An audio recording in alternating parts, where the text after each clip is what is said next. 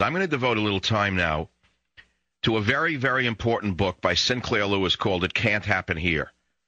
This book was written during the last Depression. In fact, just before the last Depression is when it came out, or during the middle of it, and copyrighted 1935.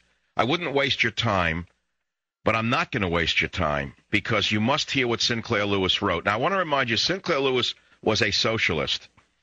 He projected a future America where a right-wing government would take over the country. You hear? Where a right-wing government would take over the country. And he, in his fiction, It Can't Happen Here, Sinclair Lewis wrote, the 15 points of victory for the forgotten men written by the Democrat candidate for the United States President, Buzz Windrip. And I'm going to summarize some of these 15 points.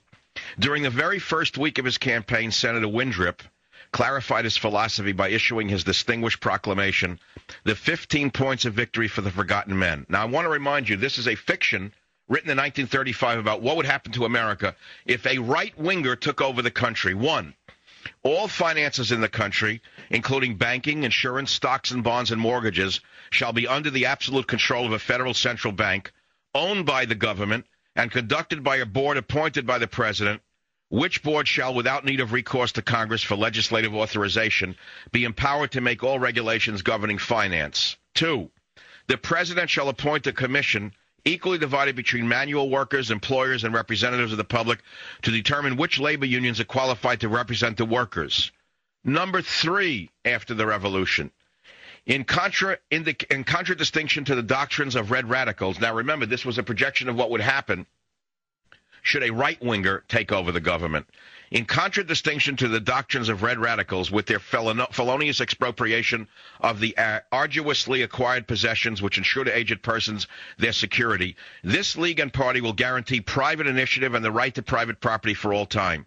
4, believing that only under God Almighty, to whom we render all homage, do we Americans hold our vast power, we shall guarantee to all persons absolute freedom of religious worship, provided, however, that no atheist, agnostic, believer in black magic, nor any Jew who shall refuse to swear allegiance to the New Testament, nor any person of any faith who refuses to take the pledge to the flag, shall be permitted to hold any public office or to practice as a teacher, professor, lawyer, judge, or as a physician, except in the category of obstetrics. 5, annual net income per person shall be limited to $500,000.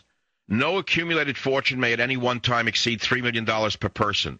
No one person shall during his entire lifetime be permitted to retain an inheritance or various inheritances in total exceeding $2 million. All incomes or estates in excess of the sums named shall be seized by the federal government for use in relief and administrative expenses. Shall I go on? I can go on. Congress shall have the sole right to issue money, and immediately upon our inauguration it shall at least double the present supply of money in order to facilitate the fluidity of credit. Did you hear any of this? Are you listening to me? Or you didn't hear this morning on the Blowhard show, so you don't know what you're listening to? Are you realizing what's going on here? Here it is. I'll read this to you. I'll read this to you from page 69, written in 1935. They realized that this country has gone so flabby that any gang daring enough and unscrupulous enough and smart enough not to seem illegal can grab hold of the entire government and have all the power and applause and salutes, all the money and palaces and will and women they want. They're only a handful. But just think how small Lenin's gang was at first, and Mussolini's and Hitler's and Kemal Pasha's and Napoleon's. You'll see all the liberal preachers and modernist educators and discontented newspapermen and farm agitators, maybe they'll worry at first.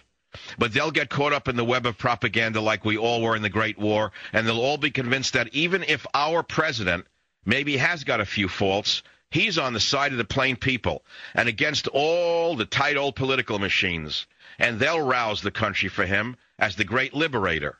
Did you hear any of this? But will Americans stand for it long, whimpered Emma?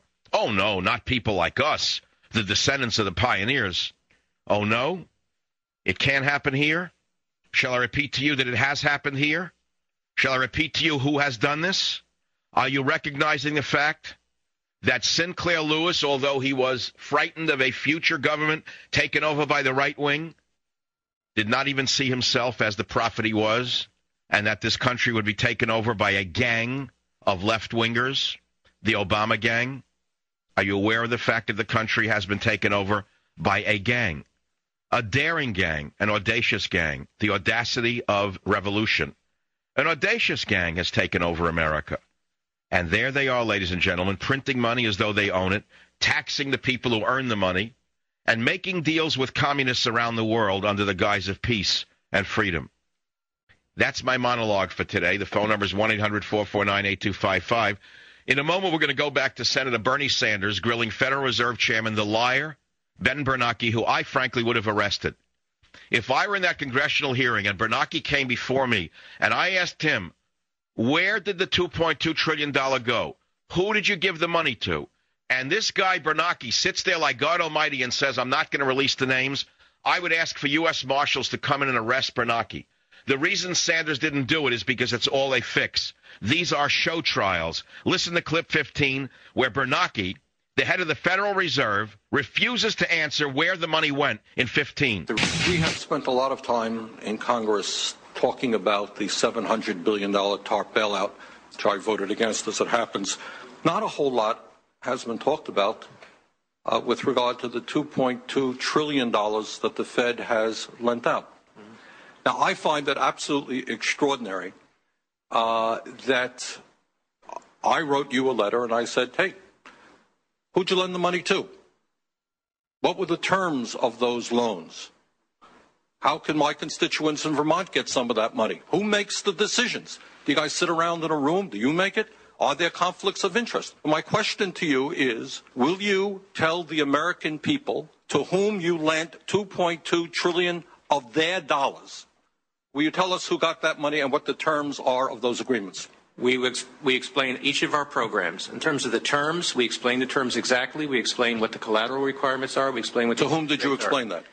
It's on our website. Yeah, okay. So all that information is available in our commercial paper program. And who got the money?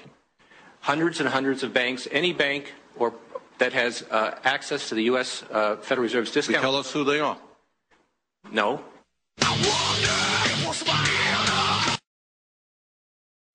He does not answer. He does not say where the money went. Ladies and gentlemen, I rest my case. I'll be right back. And that is why I've read to you from Sinclair Lewis's It Can't Happen Here.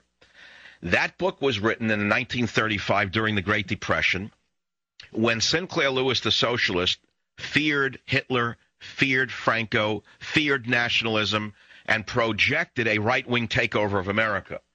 Little did he know that his fiction would one day describe the left-wing takeover of America by Barack Hussein Obama, who many people question, whose citizenship many millions of people are questioning. In fact, it is such a big story, and I'm not going to talk about it. Don't call me about it, okay? So many people question it that the left-wing Yahoo, the left-wing news sites like that write for children are calling those who question Obama's official place of birth birthists or something to that effect. So it's starting to seep through to the mainstream, and it will eventually become a big story. You understand that?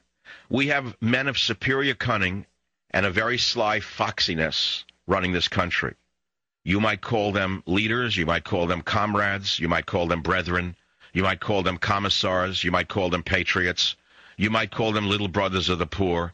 But the fact of the matter is these men have superior cunning and very, very sly foxiness, and they are running a web around your head.